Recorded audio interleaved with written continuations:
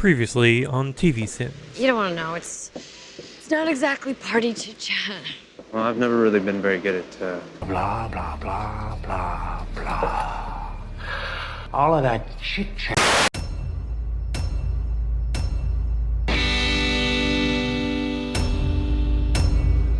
Nobody's saying our neighborhood's a Garden of Eden. Shameless use of opening narration. Fiona, my rock, huge help. Wow, are we really about to use narration to introduce us to all the main characters? Even prestige cable shows can't resist suckling from the sweet, sweet teat of easy exposition. Knows how to disembowel an enemy with a roll of dimes and an old gem sock. Noted. Always dragging home some poor stray he found, taking him up to his room. Casual implied animal torture is casual. I'm no biologist, but he looks a little bit like my first sponsor. He and the ex were close. Infidelity jokes. Kev and Veronica, fantastic neighbors. And now we're moving this Macy's narrationing parade onto the neighbors. The neighbors? Did someone accidentally dub over Little Bill reading the call sheet for casting into the final show? Gratuitous Rossamass is gratuitous. Milkwater. No, you got a Happy Meal on the front of that shirt. Arms up. I totally get the humor here, but how practical is this? They'll just make him put his shirt on properly when he gets to school, and he'll still have the McDonald's stain. Show and tell. Show him the birthmark on his back. It looks like Latvia. I know public schools ignore a lot of shit, but bringing your baby brother to class is almost assuredly a no-no. would you tap that ass? Once if I double-bagged it. Project girls, don't abort. Gross assholery aside, and the fact that they would have no clue where Fiona lives, if you're telling me there's a young man alive who would think twice about Emmy Rossum, then I'm sending the shit out of that person. Also, amazing she can hear this asshole's low whisper insult when I can't even shout my nachos with M&M seasoning combo without being asked twice.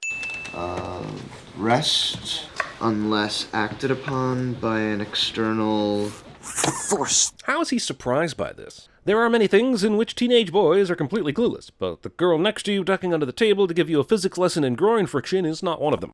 Yeah, this isn't charity. I get paid for tutoring. I know.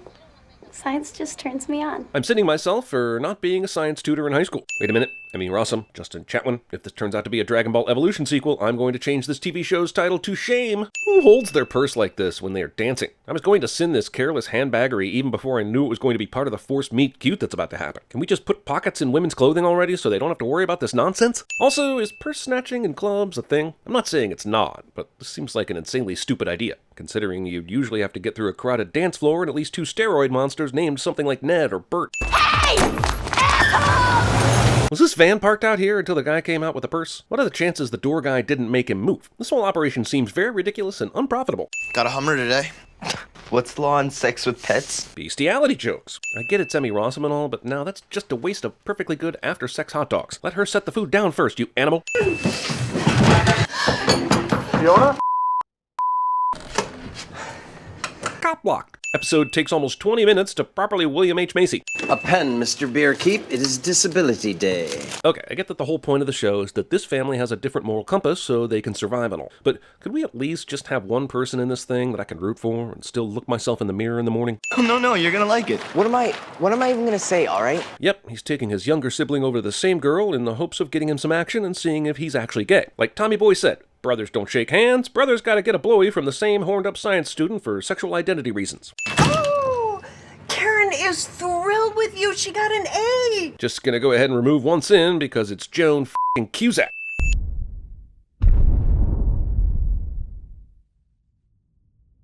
I mean, Lip could have just picked up the apple, so Bill Murray's brother didn't have to. But show's got a show, or in this case, blow, I guess. You know, you'd think we'd have improved the falling through the air effect since the famed Gruber drop of '88, but apparently you'd think wrong. No, always elevate extremities. But it was elevated. In fact, you took over and elevated it exactly the same amount it was elevated before. Also, this is like a sprained ankle at worst. Why is everyone acting like he's about to bleed out on Hacksaw Ridge? I hereby suggest this show could use just about 37% more shame. Is it just me, or does that food stamp sign seem a bit defensive? Food stamps, okay? Settle down, sign. I promise no one is judging you. What the f*** is this show? Good job, Fiona. I don't know how I could do this without you. I mean, technically, he said all this at the beginning of the show with his mind. Is it really Frank's fault that Fiona can't read minds? My pleasure. Someone attended the Chick-fil-A school of your welcoming things. What was I wearing? Huh? First time you saw me, if that wasn't a lie. Black top with gold trim, black shiny jeans, thin shoes. No, straps. You know, I'm sure he remembers some of the details of the night he first saw her, but to know every last detail? I can tell you in great detail when I first fell in love with Emmy Rossum, but I don't remember a damn thing about what she was wearing. Oh wait, now I do. You're watching her. Was a lot better looking than me. This whole city belongs to the Jennas, but I'm sick of them. Steve thinks trashing Fiona's friends is the gateway into her pants. I swear, Fiona, you're nothing like anyone I've ever met. You make me want to enjoy my life again.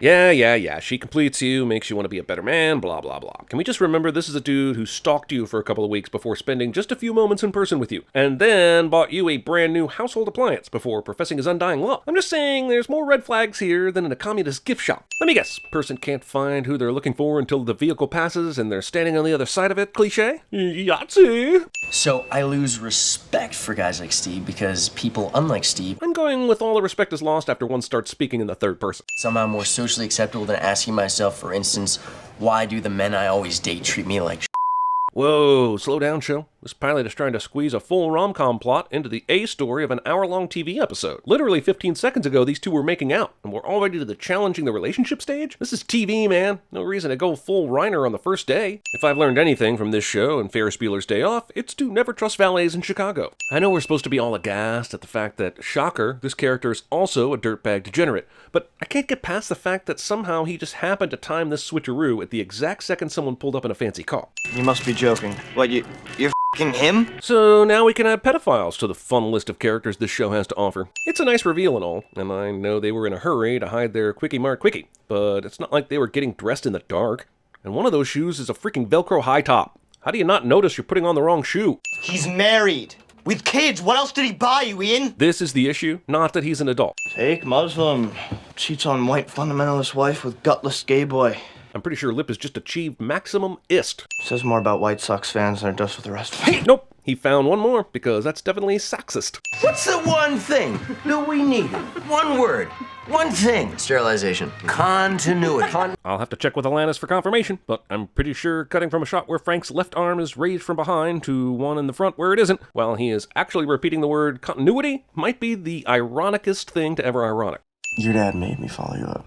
Gave me a condom. I get that's supposed to shock me, but really it just makes me wonder how a man with this many kids knows what a condom is. I name a single time I've let you down. Pretty sure all the homophobic vibes Lip is giving off count for at least a dozen. Norman Rockwell, eat your heart out.